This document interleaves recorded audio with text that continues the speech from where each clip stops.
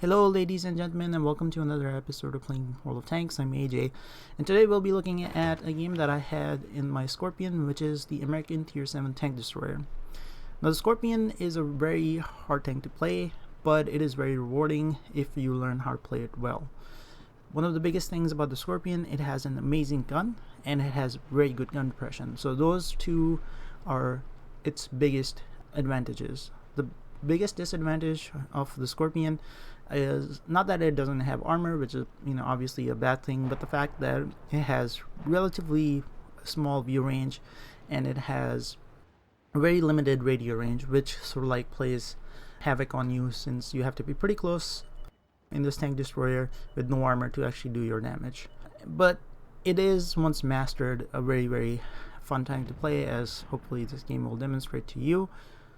So once this game began, I did not want to be in the front, I wanted to be somewhere in the back. The reason for that is if party spots a Scorpion, it's a very easy shot to make.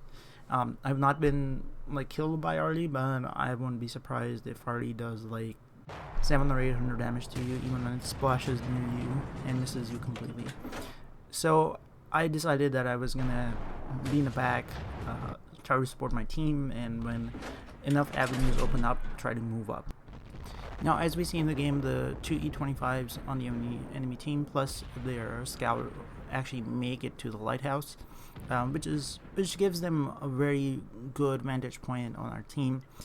And our lone scout tries to contest the lighthouse, and I try to support him to the best of my abilities, but the superb accuracy of this gun sort of lets me down. I miss a bunch of my shots, which would have been easy pens and would have actually kept the scout alive, which would have been extremely useful in this game. We do, however, manage to kill one of the E25s and damage the other one, and they retreat back on top of the lighthouse. After this, what I did was I repositioned myself facing north from where my position was, because I thought that the lone heavy tank would need some help just in case somebody came around. And truth be told, I was actually anticipating some heavy tanks rolling around the corner any second, but once the action died down, I had a chance to take in the situation, and I kind of realized that their heavy tanks were not committed to coming over on top of the cliff. So what I did instead was I started making my move towards the 1-2 line, so I could actually flank the enemy from the other side while the heavy pushed around the 8-9 line. Now while we drive to the corner, I really want to thank all of you who stuck around with the channel. I know I haven't posted any content in quite a while, but for truth be told, I just got burnt out on playing World of Tanks. I was playing some other games in the meantime. In case you're interested, I'll post some of the content from those games, but that's basically the gist of it.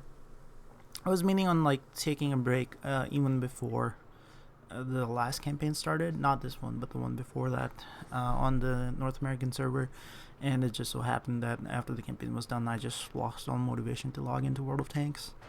But now I'm back. I've started playing some of the games, and hopefully I will unlock the object 430 fairly soon. And I'm also working on the T110E4 for the American Tier 10 Tank Destroyer, and we will see some content from both of those tanks on this channel fairly soon. In any case, I'm also playing Armored Warfare as well. I basically dabbled in PvP a little bit, but mostly in PvE modes, and so if you want to see some of those content posted on this channel in the future. Now when I come to the corner, my instinct is to actually help the allies who are contesting the hill, but the limited view range of the Scorpion doesn't allow me to shoot up the hill, so what I'm left doing instead is actually start firing at the tanks that will be spotted within the enemy's cap. Now here's where the Scorpion's amazing 10 degrees of gun depression comes in very handy. You're such a small target, and it is very difficult to hit this tank unless you have very good accuracy or you're very close. So my job was here either to spot the enemy tanks that are actually still sitting within the enemy's cap, and if nobody else can spot them, or fire at the ones that are actually spotted. Now, a couple of things that I'll tell you about the current situation is that I actually don't have 6th Sense on this tank. I'm actually trying to level up a crew that actually came with the tank.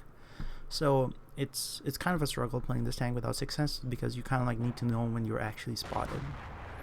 Second of all, if you see me hesitate to fire on the IS is because I kind of figured that I was the tank who was actually spotting it. So I was holding my fire so somebody else can fire on him first, and then I will take a follow-up shot at the same time. The third thing is, if you see me move like right immediately afterwards, it's because I know Artie is still in play, and if I sit in the same position and start firing again, chances are Artie is gonna put a shell right down my tank's barrel, and that's gonna be the game for me. Now, the amazing fire rate on this tank makes really short work of the IS really fast, and at the same time my nemesis the RD is actually spotted in the northwest corner, sorry, the northeast corner, and I sort of like speculatively aim my gun in the general direction. I basically thought he was going to disappear as soon as, you know, I'm going to point my gun in that direction. He does, but I fire a blind shot anyways, which winds up connecting with him because he sort of like just disappeared, and I just fired where I thought he would be, and he just kind of like reappeared right after the shot was in the air. So that was a lucky shot for me. Now, it's suddenly a wild IS-6 and T-20 prototype appear, and they're basically trying to dislodge the FCM, which is located within their base. But the problem is now they're caught within the crossfire. FCM is firing from the north, and I'm firing from the south of their position. And the amazing under pressure on this tank basically comes into its own. As you see, like, the T-28 is basically just helpless. He can't like turn his turret around fast enough and fire at me with as little of a tank that is actually showing. After I'm done firing at the T-28, I actually don't kill him outright. I switch targets to the IS-6 because I actually thought that he was going to kill our FCM. And so in order to try to save the FCM, I switch targets and start firing at the IS-6, which potentially costs the FCM his life anyways, because he's in front of two tanks. If I don't kill one, the other might get him. If I assist him with killing the IS-6, the T-28 kills him. So it's kind of like a tough situation. So I just picked the IS-6 because I know at least for the time being the T-28 would like to get away from my gun and actually then turn around and actually start firing at the IS-6. So we'll give him some room to sort of like hide his tank in the meantime. I also, once the IS-6 is killed, decide to switch positions because I know there's another T-28 prototype which is in the mix here, and I want to actually spot him and put fire on his tank before he gets into cover. And this is because if he moves up to the FCM at full health, there's nothing I can do to stop him.